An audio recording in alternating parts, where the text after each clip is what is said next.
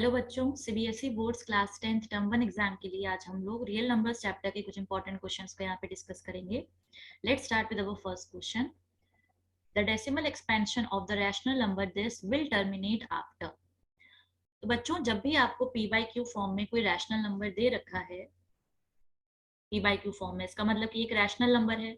अब उसका decimal representation terminating होगा या नॉन टर्मिनेटिंग रिपीटिंग होगा, ये डिपेंड करता है कि जो आपका डिनोमिनेटर है उसके फैक्टर्स क्या क्या आ रहे हैं। जैसे फॉर एग्जांपल पी और क्यू अगर आपके कोप्राइम नंबर्स है, मतलब उनमें कोई भी कॉमन फैक्टर नहीं है, तो क्यू में अगर आपके ओनली पावर्स ऑफ 2 एंड 5 हैं, फैक्टर्स जो हैं खाली 2 और 5 के हैं, तो ये जो आपका डेसिमल रिप्रेजेंटेशन होगा ये टर्मिनेटिंग होगा। ठीक है, ये बात तो क्लियर है। अब यहाँ पे वो हमसे क्वेश्चन में ये पूछ रहा है कि कितने डेसिमल के बाद वो टर्मिनेट करेगा। तो उससे पहले हम लोग कुछ एग्जाम्पल देखते हैं। सपोज मान लीजिए 1/5 है, ठीक है, तो उसका डेसिमल रिप्रेजेंटेशन क्या है, 0.2। तो यहाँ पे आप देख सकते हो, देखो 5 की पावर 1 थी, 2 की पावर 0 बोल सकते हैं ना, तो उसका डेसिमल रिप्रेजेंटेशन कितना आया, 0.2। एक डेसिमल के बाद ये टर्मिनेट हो रहा है। अच्छा, अगर हम 1/20 देखें, तो 1/20 के फैक्टर्स, 20 के डिनोमिनेटर में देखो फैक्टर्स क्या बनेंगे, तो ये 5 4 जा 20, 5 इंटू 2 स्क्वायर। तो देखो बच्चों, यहाँ पे 5 और 2 की जो पावर है उसमें ज्यादा कौन सी पावर है, 2। ठीक है, 2 1 से बड़ी है, तो यानी इसका जो डेसिमल रिप्रेजेंटेशन होगा ये 2 प्लेसेस के बाद टर्मिनेट करेगा, जो कि होगा भी। 1/20 का डेसिमल रिप्रेजेंटेशन कितना होगा, 0.05। राइट, तो आप देख रहे हो कि ये डेसिमल के 2 प्लेस के बाद टर्मिनेट कर रहा है। राइट, तो इसी लॉजिक के साथ अगर हम इस क्वेश्चन को देखें, तो यहाँ पे जो आपका डिनोमिनेटर है 1250, उसके फैक्टर्स निकालो, तो फैक्टर्स क्या हो जाएंगे, इसको हम 125 इंटू 10 लिख सकते हैं। तो 125 हो गया आपका 5 का क्यूब, और 10 हो गया आपका 5 इंटू 2, यानी जो आपका डिनोमिनेटर है वो है 5 की पावर 4 इंटू 2। तो दोनों में 5 और 2 में मैक्सिमम पावर कितनी है, देखो 4। ठीक है, तो यानी कितनी प्लेसेस के बाद टर्मिनेट करेगा, 4 place. So correct answer is D option. Moving to question number 2। For some integer q every odd integer is of the form. तो बच्चों, यहाँ पे हमें नहीं पता q इवन इंटीजर है कि ऑड इंटीजर है, तो अगर हम ऑप्शन में देखें तो डी ऑप्शन आपका सही होगा। क्यों? क्योंकि सी ऑप्शन आपका इवन है। ए और बी के बारे में हम कुछ नहीं बोल सकते हैं, क्योंकि हमें गिवन नहीं है कि q कैसा इंटीजर है। q मान लो अगर इवन इंटीजर हुआ तो q+1 ऑड होगा, राइट, और अगर q ऑड है तो आंसर ए होगा। तो इसलिए क्योंकि इस क्वेश्चन में q के बारे में कुछ नहीं दे रखा है, तो करेक्ट आंसर क्या होगा, D option, that is 2q+1। 2q एक इवन इंटीजर होगा, उसमें 1 ऐड हो गया तो ऑड इंटीजर बन गया। Question number 3। n² - 1 is divisible by 8 if n is. तो बच्चों, n² - 1 अगर ये डिविजिबल बाई 8 है, मतलब this is some multiple of 8। ठीक है, 8p मान लेते हैं, तो यहां से हम n² को क्या लिख सकते हैं, 8p+1। यानी कि n² क्या है, देखो एक ऑड नंबर हुआ ना, 8p एक इवन नंबर है, +1 तो ये आपका एक ऑड नंबर हुआ। इसका मतलब n² एक ऑड नंबर है। n² अगर ऑड नंबर है, इसका मतलब क्या है कि इसके स्क्वायर में जो नंबर है ये 2 से डिविजिबल नहीं होगा। इसका मतलब जो n है वो भी 2 से डिविजिबल नहीं होगा, उसके प्राइम फैक्टराइजेशन में 2 नहीं आएगा। इसका मतलब n एक कैसा नंबर होगा, ऑड इंटीजर। तो करेक्ट आंसर क्या हो जाएगा आपका, C option. Moving to question number 4। The least number that is divisible by all the numbers from 1 to 10 both inclusive. Inclusive मतलब it should be divisible by 1 and 10 also. तो बच्चों, एक तो तरीका हो गया कि आप 1 से लेकर 10 तक सारे नंबर्स का एलसीएम निकालो, ठीक है, वो लीस्ट नंबर सबसे डिविजिबल होगा। या फिर यहाँ पे तो आप ऑप्शन से भी देख सकते हो, देखो सी ऑप्शन सीधा सीधा दिख रहा है कि आंसर नहीं हो सकता। क्यों? क्योंकि 0 नहीं आ रहा है इसमें, तो 10 का मल्टीपल नहीं है ये।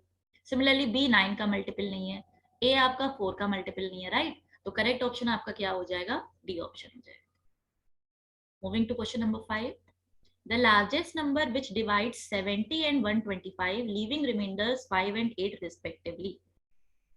तो बच्चों में हमें एक ऐसा लार्जेस्ट नंबर फाइंड करना है जो 70 को डिवाइड करे और रिमाइंडर 5 लीव करे, एंड 125 को डिवाइड करे और 8 रिमाइंडर छोड़े।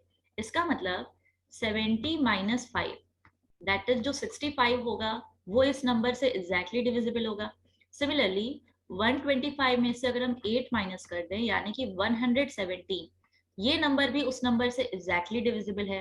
तो वो नंबर क्या होगा, इन दोनों का हाईएस्ट कॉमन फैक्टर हुआ ना, आपको लार्जेस्ट नंबर पता करना है, यानी वो जो नंबर होगा इन दोनों का हाईएस्ट कॉमन फैक्टर हो जाएगा। तो 65 और 117 आप ऐसे ही डायरेक्टली फैक्टर्स से देख सकते हो। 65 होता है 13, 5 जो 65, और 117 कितना होता है 13, 9 जा 117। तो 13 आपको दिख रहा है यहाँ पे HCF, तो करेक्ट आंसर क्या हो जाएगा आपका A option. Moving to next question, question number 6, LCM of two coprime numbers is always.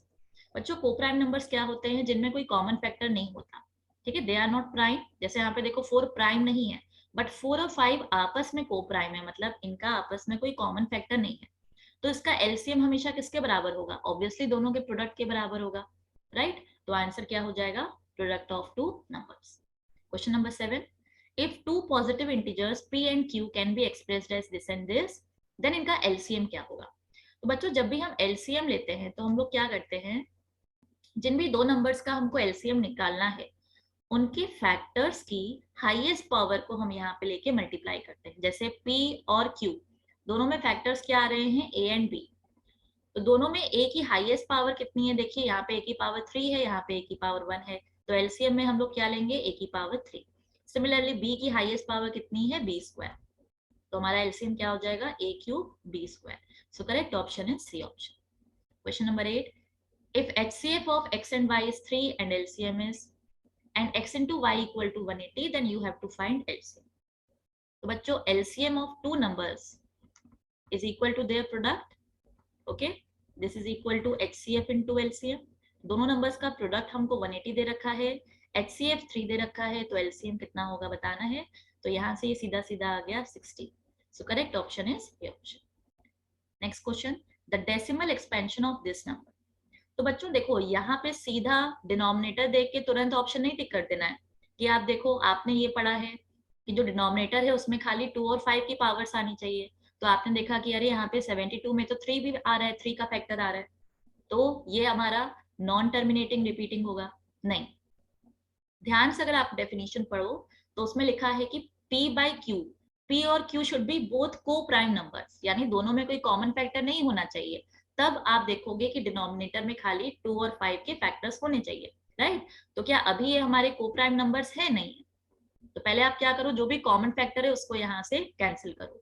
तो 7 9 63, ठीक है, ये आपका 7 से कैंसिल हो रहा है, 7 2 14, 7 5 35, और ये 9 8 72, ठीक है। तो अब आप देख रहे हो कि ये जो नया नंबर आया मेरा 1/8 इंटू 25, तो इसमें डिनोमिनेटर में खाली 2 और 5 के ही फैक्टर्स हैं, तो ये कैसा हो जाएगा आपका एक टर्मिनेटिंग डेसिमल एक्सपेंशन, ठीक है। तो तुरंत आंसर पे नहीं टिक कर देना है, पहले आपको ये देखना है कि p और q कोप्राइम नंबर्स हैं कि नहीं।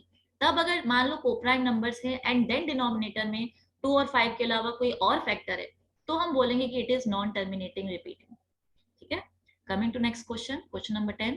The HCF and LCM of two numbers are 33 and 264. दो numbers है हमारे 33 and 264.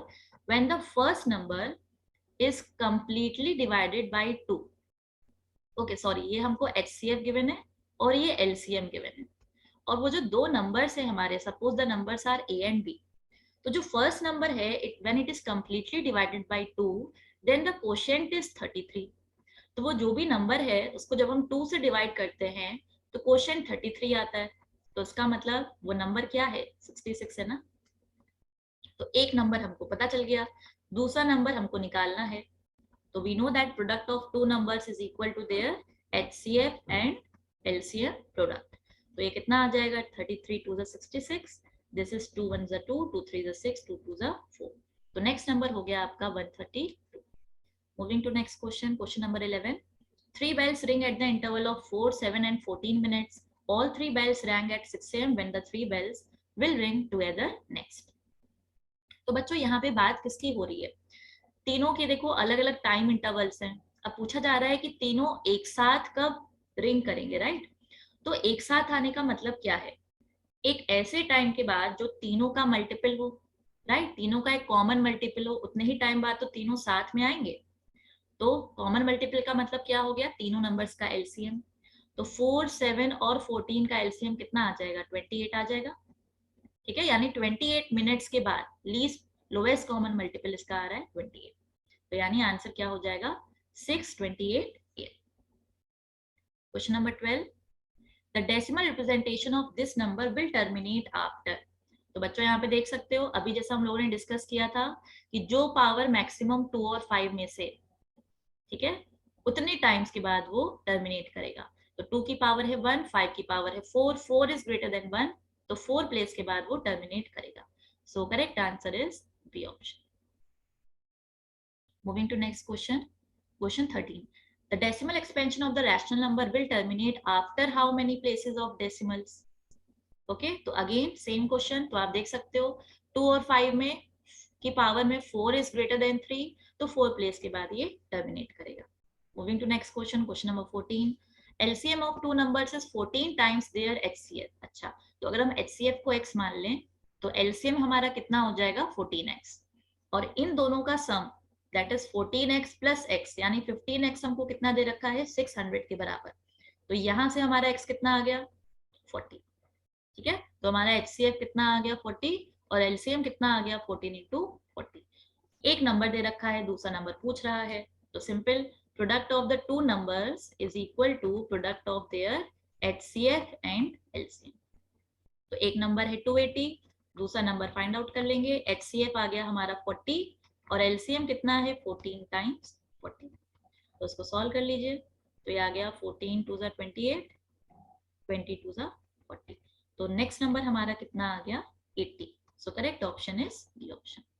Question number 15, the least number which when divided by 15 leaves a remainder of 5, when divided by 25 leaves a remainder of 15, and when divided by 35 leaves a remainder of 25 is, you have to find out that least number. Okay, तो आप इसको ऐसे समझो बेटा कि अगर हम 15, ठीक है, 25 और 35, इन तीन नंबर्स का सबसे पहले अगर हम एलसीएम फाइंड आउट करें, ओके, क्योंकि हमें एक ऐसा नंबर फाइंड आउट करना है जिसको जब हम इन तीनों नंबर से डिवाइड कर रहे हैं, राइट, तो सबसे पहले हम इन तीनों नंबर्स का एलसीएम निकाल लेते हैं, 15, 25 एंड 35 का एलसीएम। तो ये कितना आ जाएगा? This will be 5, so this will be 5 3 is 15, 5 5 is 25, 5 7 is 35। तो आपका ये एलसीएम कितना आ जाएगा?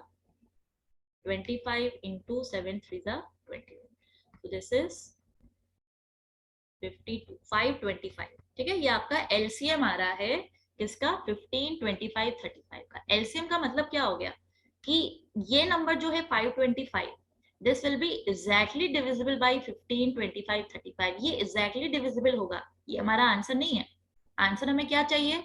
एक ऐसा नंबर चाहिए जिसको जब 15 से डिवाइड करें तो 5 रिमाइंडर आए, 25 से डिवाइड करें तो 15 रिमाइंडर आए, 35 से डिवाइड करें तो 25 रिमाइंडर आए।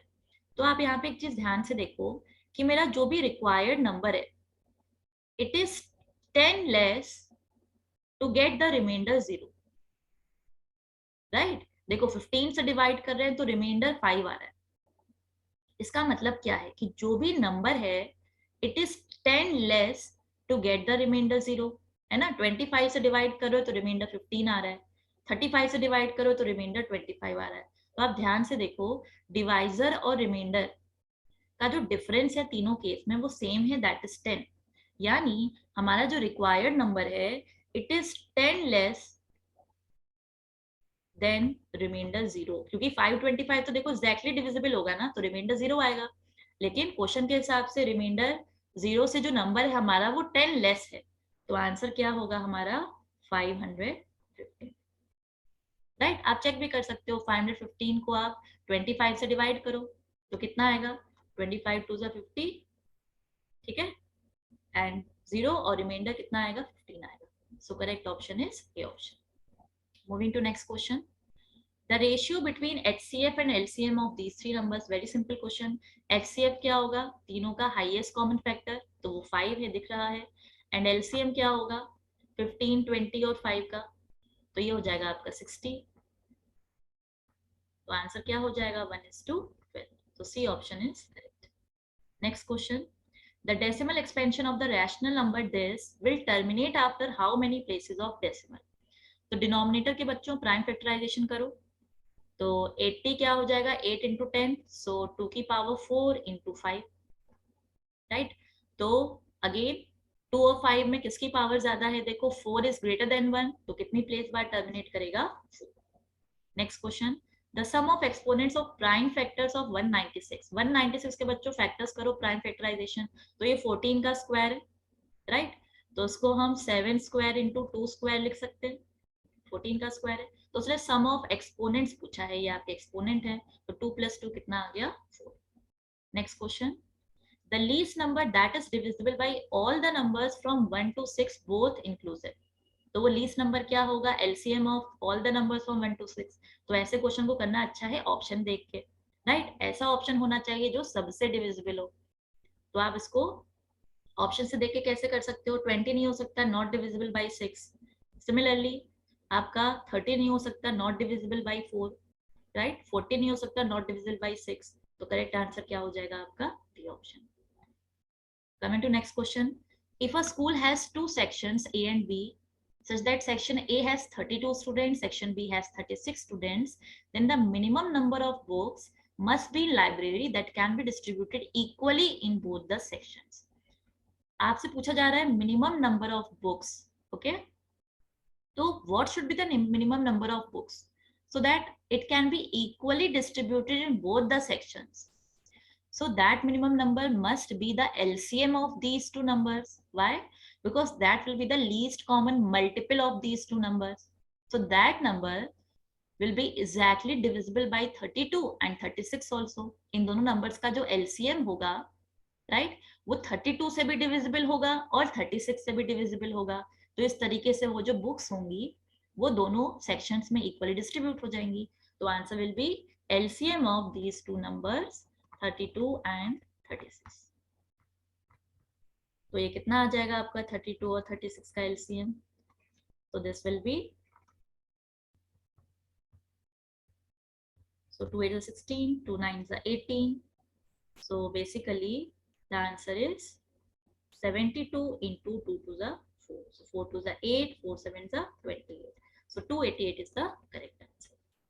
बच्चों इस वीडियो में इतना ही, thanks for watching and all the best for your preparation.